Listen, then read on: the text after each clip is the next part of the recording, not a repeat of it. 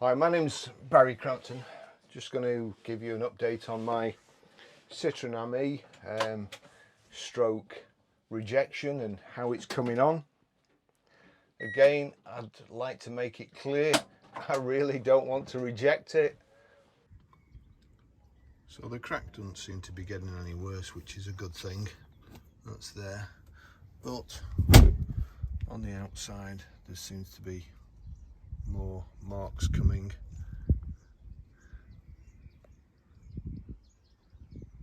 And as you can see, they all correspond to inside where the fitments are, or where it's supposed to be sandwiched. I have noticed one thing, that this is the side I charge, or I park that against the office, and this side's in the sun all day. Now, when I came out to it the other day, it looked like the door was bowed, probably just from the heat from the sun. So whether that's causing it, I don't know, but we'll see. It's absolutely ideal for what I want it to do, and it's going to cause me a lot of trouble unravelling collaboration deals that I've arranged to start off with, but I put quite a lot of thought into it, to buying the vehicle in the first place, exactly what I wanted and exactly what I knew its shortfalls. I knew about the heating and the misting up problems. Just Citroen let me borrow a car when it was absolutely lashing down, and I could see what was going to happen then. And I think I can overcome those issues, so that's not a problem. The speed's not a problem. The last 3 weeks I've been going to and from work in this vehicle, and my average speed recorded by the car lock device I've got fitted is 15 miles an hour. Very rarely do you get to kind of top speed in the morning. All right, let's go. This guy was kind enough to stop for me. So yeah, so that's okay. There's only one stretch now which I have to come up home on, that's kind of a 50 mile an hour zone, and that's only because Preston have blocked the normal route off. Preston Council have blocked my normal route off. So that's kind of cut me up, and that's a bit, I mean, it's okay, it's only a few hundred yards, but even so, people are coming off the roundabout and they don't want to be stuck behind you. Fair enough. Nothing I can do about that. So all that's good. I have a forum, and I've posted in the forum that I've rejected it. You know, the whole idea of the forum is to share ideas, to share problems, and to overcome and resolve things, resolve issues.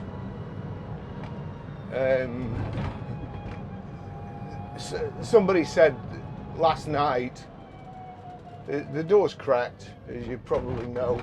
There's stress marks on it, and there's stress marks all around the door frame. That's the bit I'm worried about. If they were going to replace the door, fine. I'd also be a bit worried about it being the same colour. You know, this has been out in the sun, the other one will have been in a factory. So I'm a bit worried about the door standing out to be a different colour completely, which you see on some cars that have been painted by a hooligan pretending to be a body shop guy.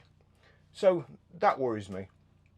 The main bit that worries me is the stress marks around the body, because if the stress marks around the body, that means a new body as well. You know, and I mean, I've just kind of invested 450 quid having it ceramic coated. Well, that's how much it would cost normally, and Lance made a really good job of it. So it's all ready. You know, it's ready for the winter. It's ready for the summer as well, and it's ideal. This chap seemed to think, for some reason, I mean, I'm always suspicious that the guy had 2 last names, and stuff like it always makes, you know, really pernickety kind of people. And he said that I'm just moaning, and that he guessed at what my rejection letter was like and thought it'd be nasty, which it wasn't. I'll put a copy on. And then he said that Citroen have answered nicely, and what did I expect them to do? Well, to be honest, when I tell them the body's cracked, I expect them to immediately arrange an inspection. That's what I expect. Because if the body's cracked, it could be the frame. I don't think it is. I've been in the car job 50 years. I can tell if there's a wheel out of balance. I can't feel anything like that on this car. I mean, to be fair, I can't feel it flexing. But as I've said, I mean, I'm even making excuses for Citroen that the roads in Preston are terrible. So I don't think I'm a glass half full kind of guy, but I think I'm entitled to expect the door not to crack. Now the Citroen team, after a week from receiving my rejection email, they contacted me to say that as it's gone past 14 days, he would escalate it to another department. Fair enough. But as far as I'm aware, and I am in the car job, but I don't like aggravation. My partner I work with, John, he don't like aggravation either. If there's any problems with one of our cars, we'll just pay it back, because we just don't, you know, we don't want the aggravation, we don't need the aggravation. So, as I understand the law, this chap was, I said it's not fit for purpose and merchantable quality. He says I'm still driving around in it, which I am. But Citroen is still using my money. They've got my money, and until they agree to, for all they know, this could be my only form of transport. If there's a major problem, from my understanding with a car these days, and it occurs in the first 30 days, you're entitled to ask for your money back. And I mean, the dealer can offer to repair it, but you don't necessarily have to accept that.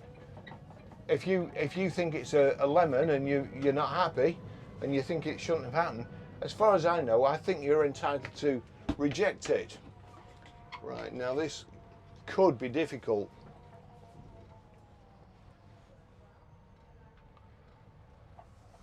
We're behind RS5 Joe in front of us.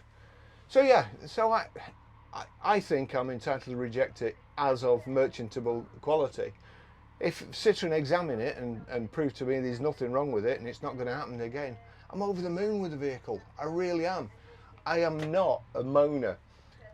Just as an example of me not moaning and liking classic cars, I'm a tinkerer. I like classic cars. I like doing things with stuff.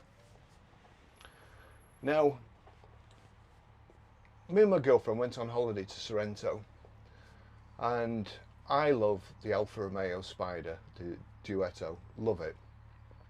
There's a firm in Sorrento, and they hired a couple of cars to Jeremy Clarkson and Richard Hammond, I think the other one was. A couple of Alfa Romeos, and I'd seen these cars driving around Sorrento, and I made inquiries, and I hired my favourite car, the Graduate car, the one that Dustin Hoffman had in the Graduate, the little red Alfa Romeo Spider. They've got just the thing. Now, when they turned up, I was looking out the window, and they were filling the radiator up outside with a bottle. And I said to my girlfriend, you know, that's not a good start. Hang on.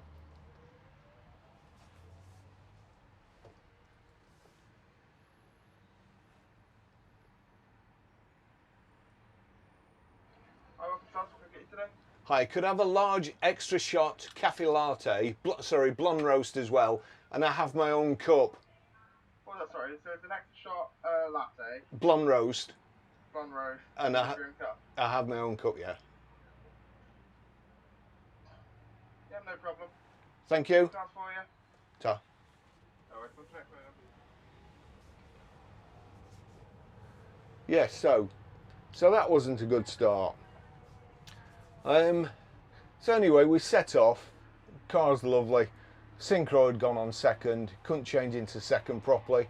It's a quirk of the car. This car's got many quirks. I think they're great. It gives them a character. I love it. It's individual. I love driving around in it. So the Alfa Romeo. So we were going down the coast, along the Amalfi Drive, and there's something like 500 bends in a manual Alfa Romeo. It doesn't get any better. It's just a bucket list day. My girlfriend looked lovely. She dressed for the occasion, and we put a GoPro on the vehicle to record the journey, and we set off. And here's me trying to, of course, I'm used to being sat over there, changing gear, left-handed, and gear sticks over here, so it's all a bit different, and the clutch pedal, it's a bit different. No problem. Absolutely loved it. 1 second, just get my Starbucks app ready. This might be a little bit difficult.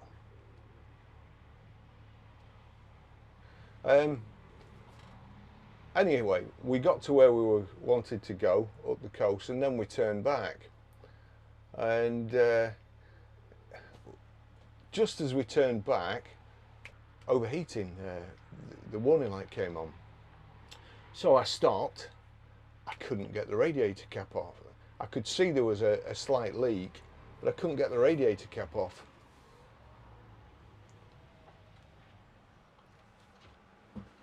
Hiya. Hi, is it a Starbucks card? Yep.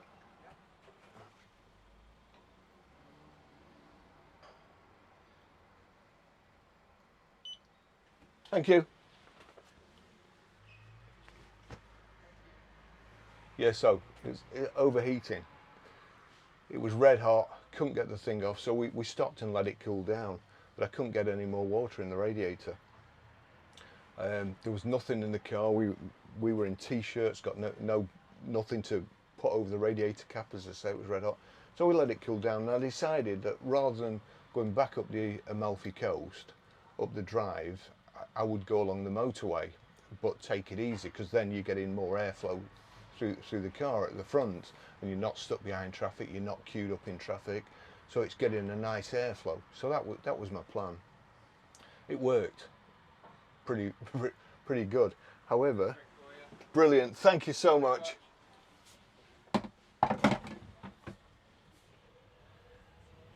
Yeah, my plan worked until we got off the motorway at the other end, going into Sorrento, and there's a big queue of traffic. There's a big tunnel, long tunnel, and lots of traffic in the tunnel. It's quite warm in the tunnel. We're flying along in this Alfa Romeo, and then I just saw some smoke come out of the back, which wasn't a good sign. There's nowhere to pull up in the tunnel. Oops. And I knew that I had to keep going. We got to the end of the tunnel just, and there was a cafe which we pulled up at, and I rang the owner. The owner very, very kindly came out, and he brought us a Fiat. I mean, the MX-5 thing. I've forgotten what it's called. Fiat Abarth. So he brings us this Fiat Abarth, and they check the car. It has overheated, and you know, it wasn't really fit to carry on. So he gave us the Fiat Abarth. But I look back on that day with fondness. It was a great day. It was everything I expected to happen. It was an Alfa Romeo, it's quirky, it broke down, and I still look back on it and I smile. My girlfriend has a different view. My girlfriend, not kind of being a classic car person, thinks we went out, we broke down. Or that's what she was thinking at the time. But now, every time we look back on it, and every time we go past that cafe, we both laugh, you know, and it's imprinted in our brain. So I'm pretty sure I could have kicked off with the guy with the Alpha. It cost us 300 quid for the day. I'm sure I could have demanded my money back. I'm sure I could have left a nasty comment on his Google reviews or whatever. But it was my expectation. I would have been surprised in any other outcome. This outcome surprises me. It shouldn't. No matter how much you don't like what I say, what you think of me, you cannot possibly think that a car, whoops, I noticed somebody else complains about that as well. You think you've put it in drive and you don't, but I think it's doing it too quickly. This is the marina at Preston, and the kind of the shopping outlet. I'm just deciding which way to go, really. I'm not going to go that way because, again, it's a 50-mile-an-hour limit. So, yeah, you know, if you're just looking for an argument in the forum, then it's not going to happen. If you're looking to discuss something or ask me a question, ask me why, what my feelings were, why I decided to send them a rejection letter, fair enough, but don't try and second guess me. I mean, I can only tell you what happened last night. I did try and explain to this chap that I didn't send them a shitty letter, and being a car dealer, I've been on the other end of angry customers. I didn't want that to be me, and I don't think it was, but the chap just kept coming back, and you're a half empty, I was right, you know. So if you've ever seen Indiana Jones and he's in the sword fight and he's battling away against these, I don't know, I'm not sure what I can call them. He's battling away against these other people, and all of a sudden the crowd parts and a big chap all dressed in black comes up, and he shows you his sword skills. He's whipping his sword around, and Indiana Jones just goes, takes a gun out and shoots him. That's what I do with people who are looking for an argument in the forum. I've got all the time in the day for you. I make the videos not to get aggravation, to try and inform people, to try and help people. It's not just my Citroen Ami. Every time we get a car in the garage, so many people, I know from customers, so many people struggle for to set the Bluetooth, to pair the phone, to get music playing through the Bluetooth system, to set the sat nav, and I take the time to do all those videos. I've had 30 million views. You know, I've got 29,000 subscribers. All in all, about 36,000 subscribers, and all in all, about 36 million views. I don't do it to have an argument. So that's my Citroen Ami rejection letter. I don't want to get rid of it. It's perfect. As I say, it's quirky. It's as fast. You see here now, it's Saturday today.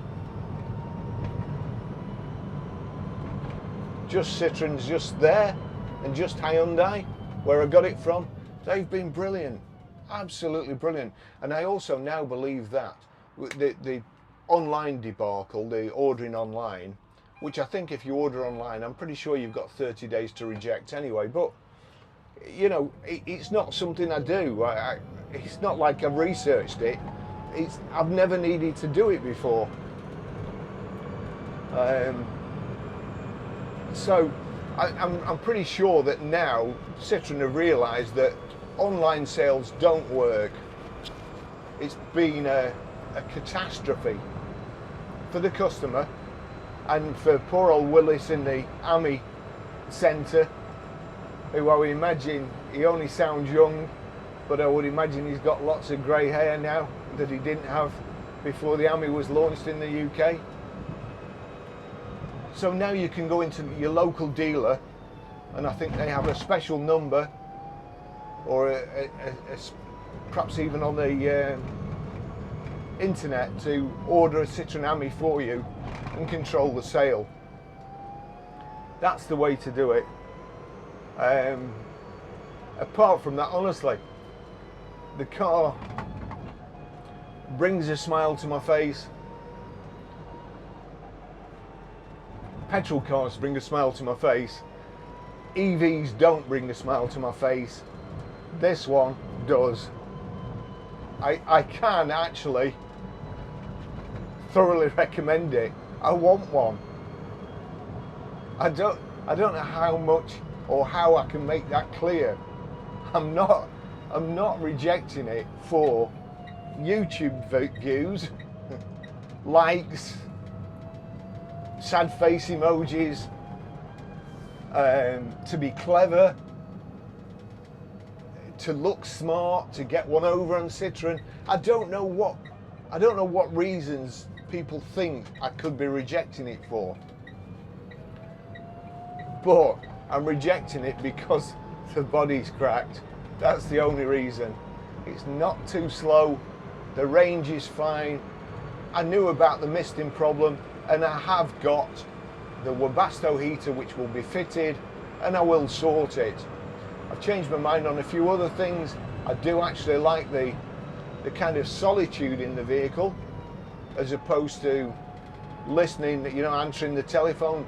Sometimes I'll get in the car and I use it as an office, and I'm on the phone, and quite often I'll get home, I've been on the phone all the time, then I'm sat on the car park still on the phone.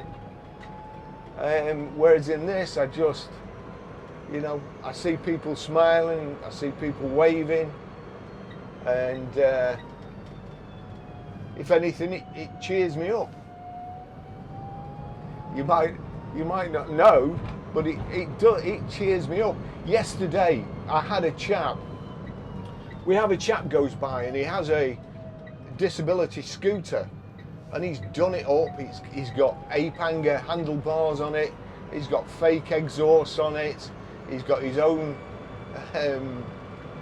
dubious number plate on it, which I'm sure is not a real one. But and I see him in all sorts of weathers, you know, snow, blooming raining, sun, and I've seen him for years, and he goes past the garage. And yesterday he called in and he asked about this car. And you know, other people say to me, oh, it only does 28 miles an hour, it's not fast enough. It's a mobile roadblock. It's not, as you can see.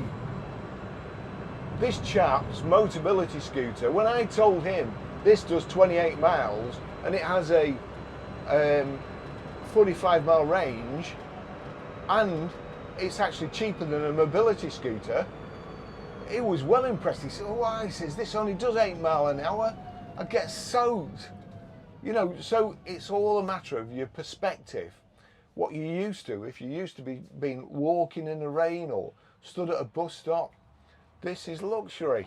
If you're used to a Range Rover, it's not so much.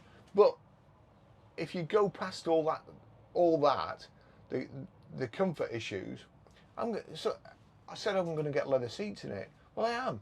One thing about it is the comfort. Seats aren't very comfortable. They're okay for a short journey, but why pick on me if I want leather seats? Why should somebody else tell me what I should do and what I should put in it? I just don't get it. I don't get it at all. Why do people think they can control you. Anyway, I'll. This is the main road through Preston. As I say, it's Saturday. You'll see there that taxi just cut across all us who have right of way. That's what you get. Young lady there laughing. She's in a Volkswagen convertible. She's looking and having a laugh at the car.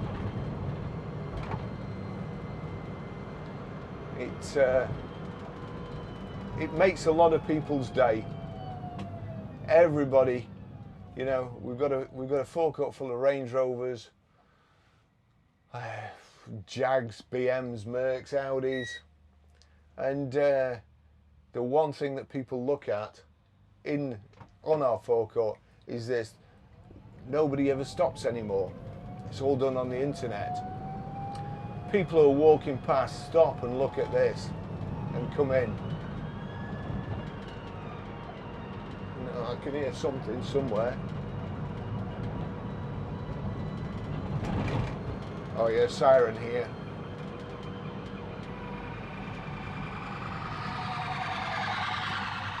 Folk.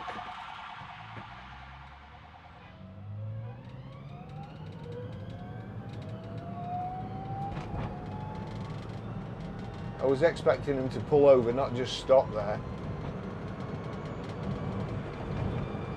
Still,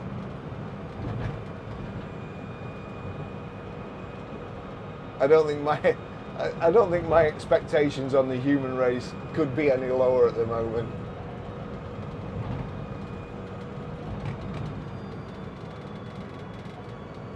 That's my coffee rattling away, by the way. So, I mean, I hope you largely, overall, I hope you enjoy these videos, and I don't know what else to say really. I'm certainly not, because if you've looked in the forums, I stopped going on the other forums because people were calling the Citroen Ami. However, I thought they were calling them not for a genuine reason, not for a, you know, they were calling them for calling them sake, and stuff that you were already aware of. I've seen somebody else this week, and in fact, the chap actually, Doug from, I think it's What's Going On in Doug's Shed, which is a good channel, and me and Mon Ami, Tim's checked his doors, he's no sign of anything. Hayley, she's had no sign of anything, otherwise she would have contacted me. And none of the rest have had this problem. There's just me had this problem. Been a couple of Doug's had a top mounting go, a bearing on the suspension go, and I think a couple of others have had that sort of stuff. Belt squeals, rubber belts, they expand. It's nothing new there. So, apart from that, I'm quite happy. So, thanks for watching. I hope that's explained the situation at the moment. I hope you'll like and subscribe and join the forum. I've seen quite a few people. Tim's just done a video about 3D printing, you know, printing one of these, and these are 3D printed. These are from n3d.it. All the fasteners for the roof blind, 3D printed. So somebody else has made a fuse box, I think, and a live supply. All good stuff, all good stuff. So again, thanks for watching. Don't let me put you off buying it. I'm only trying to tell you what to look out for. Catch it early, if that's it. If you do see these stress marks, get down the Citroen dealer, make sure it's not the chassis, this tubular frame, and happy motoring. So, thanks for watching. See you in the next video. Over and out.